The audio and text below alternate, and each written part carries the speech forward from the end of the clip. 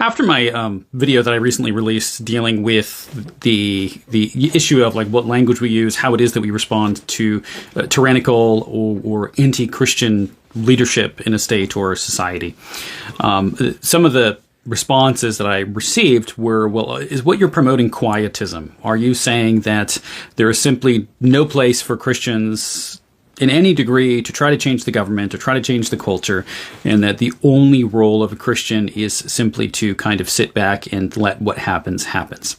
So I just thought it would be worthwhile, because of some of the questions I received, to address that and try to explain what it is to not be a quietist without being a kind of radical revolutionary. So it's one thing to say that we should, as Christians, simply attack those in power, or that whether that's literally or verbally. But that's what I was dealing with in that particular video. That's a very different thing than the question of, is there a right and just place for resistance?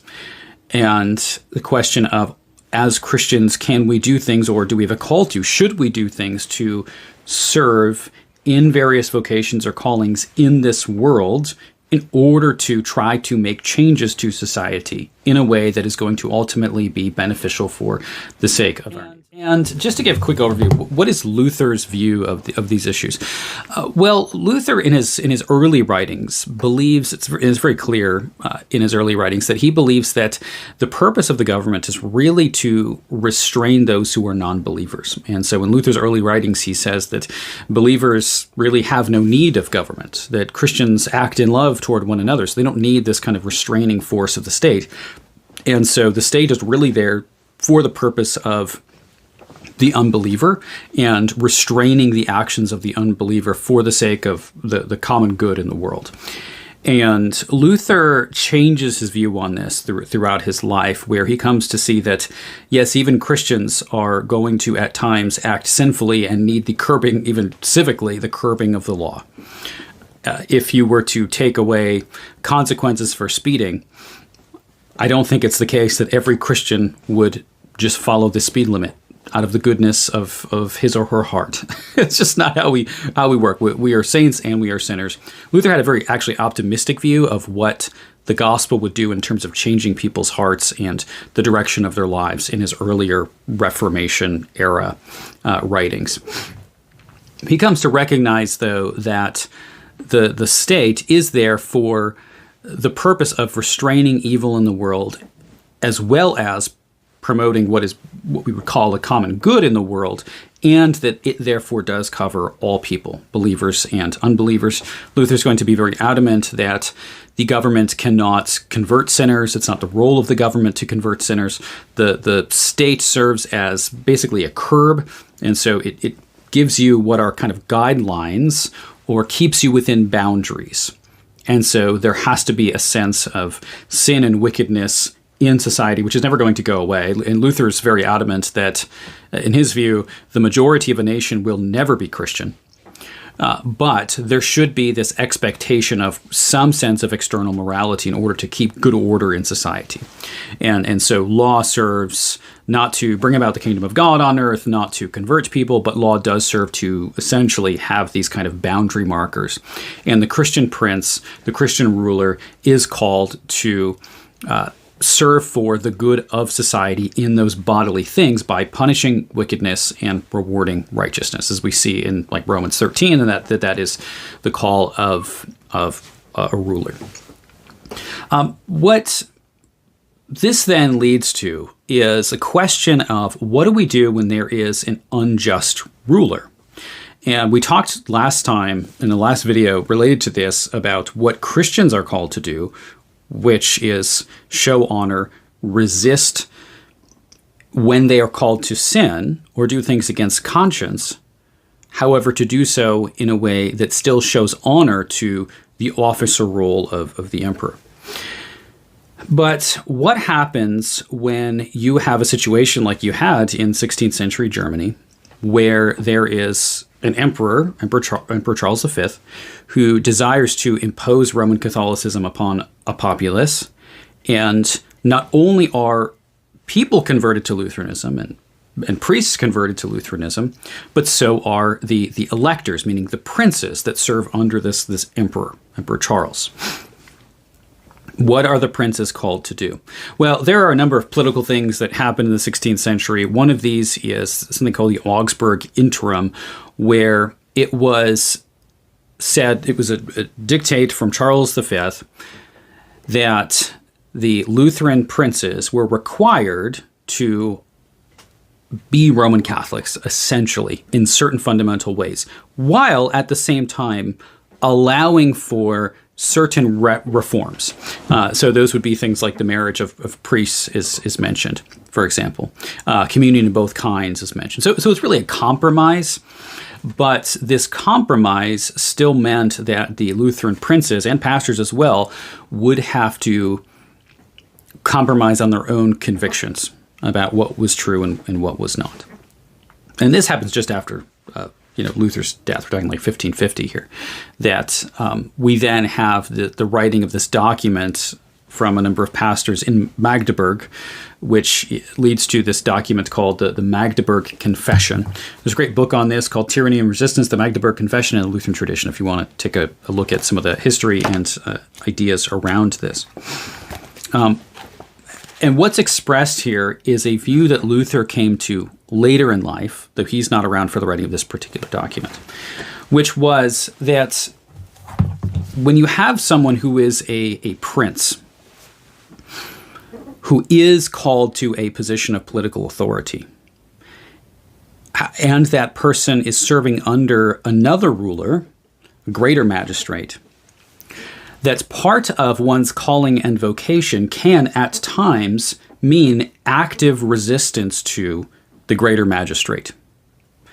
And so those who are in positions of authority, and rightly called positions of authority, can at times and should at times resist unjust laws and unjust leadership. And that resistance, while early Luther would have essentially said that's just kind of passive resistance. In other words, a kind of not doing anything to change the state of affairs, but not maybe giving in, not actively sinning, if that's what's commanded. He comes to see later in life more of a role for a kind of active resistance. Now, active resistance does not mean revolution, rebellion, revolt. That's important. But there is a time where those, for the sake of those who they are governing, for those who they are overseeing, it's their calling to oversee the protection and life and body of the people that they're under them, the citizenry.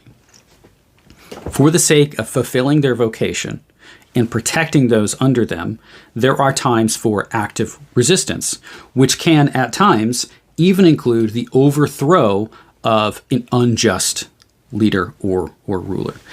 This question was one that began to be discussed a lot in scholarship after World War II. The reasons for that are pretty obvious, which is that with the rise of Nazi Germany, the rise of Adolf Hitler, there were some who made the argument that Martin Luther's view that I discussed last time of the respect that is owed to rulers essentially led to this kind of tyrannical rule of somebody like an Adolf Hitler. Essentially to say that there's a problem in Lutheran theology as a whole that Lutherans don't really have any groundwork for resisting somebody who is tyrannical.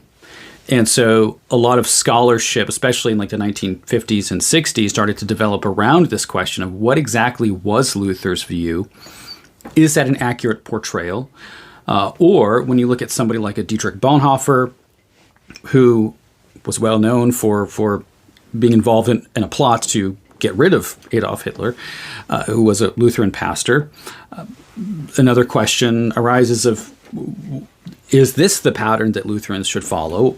Or is Luther a quietist? Are these two in agreement? Are they complete opposites? How exactly do we navigate this from a Lutheran theological perspective?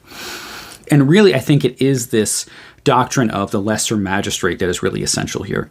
And so it's important here that we recognize the doctrine of vocation and calling, which is really essential to all of Luther's theology, and certainly his social thought. I mean, that's really the core of anything you look at in Luther's social thought, is going to be the doctrine of vocation, which is an understanding that everyone has to work and serve in their unique callings. And that means that we don't, as citizens, just get to decide, for example, like we find the French Revolution, you don't get to just decide our magistrate is wicked, we're going to stage some kind of radical violent revolt or populist revolution, overthrow the present powers when we determine that they're unjust. That would be going far beyond the bounds of your own vocation and calling. However, there are those people who are called to political offices who can and should at times make difficult decisions, like overthrowing some kind of ruler that is unjust. And so when we look at, say, the American Revolution, and there is actually no definitive perspective that Lutherans had on the American Revolution at the time. There are different approaches to this. As to say, was this a time for, was it just, or was it not just? And in a situation like that, one of the arguments that is made for those who support the American Revolution was from this doctrine or idea of the lesser magistrate. And this doctrine of the lesser magistrate becomes really essential for the Reformed as well. But this is not just some kind of excuse for anyone to disobey, and not just disobey, but try to overthrow any authority that they see as unjust. I mean, the world would not function if that was the case. Like, we can always determine that somebody's unjust, and if we think that we can take it upon ourselves to simply make decisions, regardless of what our own calling or station in life is, to resist powers that are oppressive, then we could just do that anytime. And there's no law, there's no order, and there's no society. Like, you just can't do that. Society can't function that way. So we can't live in such a way that we just decide what we think is just and then obey that, and then whatever's not just, we disobey that. That is no law, that is no order, then the state has no essential function at all. We're just obeying the dictates of our own conscience, and that's it. And that's certainly not what we're called to do, as we looked at last time. So this is important, because what I'm not arguing for is a total quietism.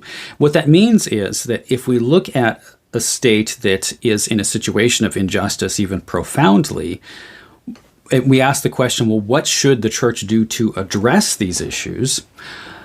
We must look at what our own vocation and calling is, to say, well, who are those people who can actually enact changes?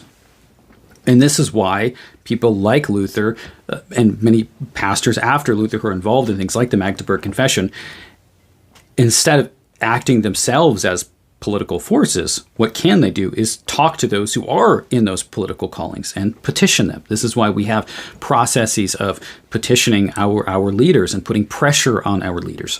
And there are ways to put pressure on people to vote, to even peacefully resist, not talking about violent protests or something, but there are ways to peacefully, publicly resist, to do so in your vocation as a citizen without overstepping the bounds of what your calling is, to call upon your leaders in order to enact those changes. But those have to be individuals or people that actually have those unique callings.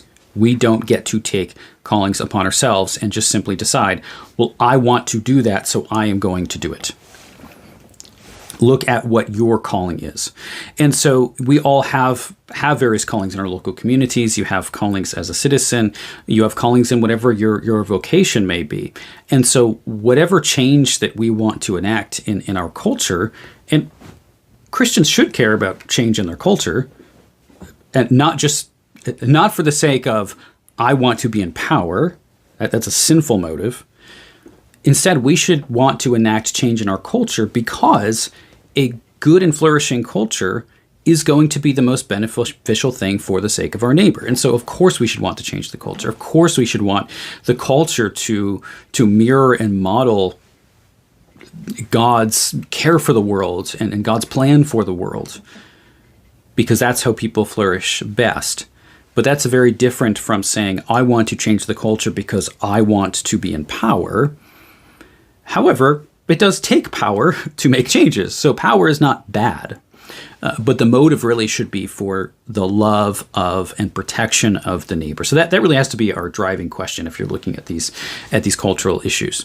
And so, ask yourself, be self-reflective about, why do I want these changes? Is it for my own benefit, or is it for the sake of my neighbor and for the good of my neighbor? And then ask, okay, what kind of cultural changes would be beneficial? And then what is it that is my calling to make those changes, or strive to make those changes in the best ways possible. And the response I know I get to this when I say things like this is the same, and that is that, well, what you're calling people to do essentially is not going to work. And as Christians, we are not called to base our ethic on pragmatism. We are not called to simply do whatever works. That's not how Christians operate. We don't just get to say, well, but if we have a violent revolution, that's going to make more changes. We've tried all the other stuff and it didn't work. Being respectful didn't work, and being virtuous people didn't work. Oh well, like you don't get to just say, therefore I'm going to ignore everything that God has called me to do and then just do what I want because I think it's going to work. So there are ways to enact change. There are ways to call for change, and there are ways to call upon those who are in those called positions to make change in a greater way than we can. However, we have to do that understanding our own calling and understanding that our earthly citizenship is secondary to that heavenly citizenship. This isn't to say the earth doesn't matter. It doesn't say our institutions don't matter, our cultures don't matter. Of course they matter. If they didn't matter, God wouldn't keep us here. And if those things didn't matter, you'd get baptized and God would, zap you up into heaven, and that would be the end of it. But he didn't do that. He cares about this world, and he cares about your neighbor. And so as long as we're here, we should fight for the good of those whose society we are in. Whatever society or country or culture God has placed us in and called us to, we should care about those things. But we need to put that in perspective, that is not the most essential thing. Our heavenly citizenship is the most essential thing, and we work for the good of this earth as well as we can, as God would have us to do. But ultimately, our hope and victory is found in the kingdom that is to come. So I hope this clarified a little bit some of this stuff. I could get into a lot more detail and go into the text of the Magdeburg Confession and the theological argumentation, because it's really rich. There's a lot to talk about here. Let me know if you want me to do that, but just thought I'd answer this question. Thanks. Make sure you subscribe if you haven't already. God bless.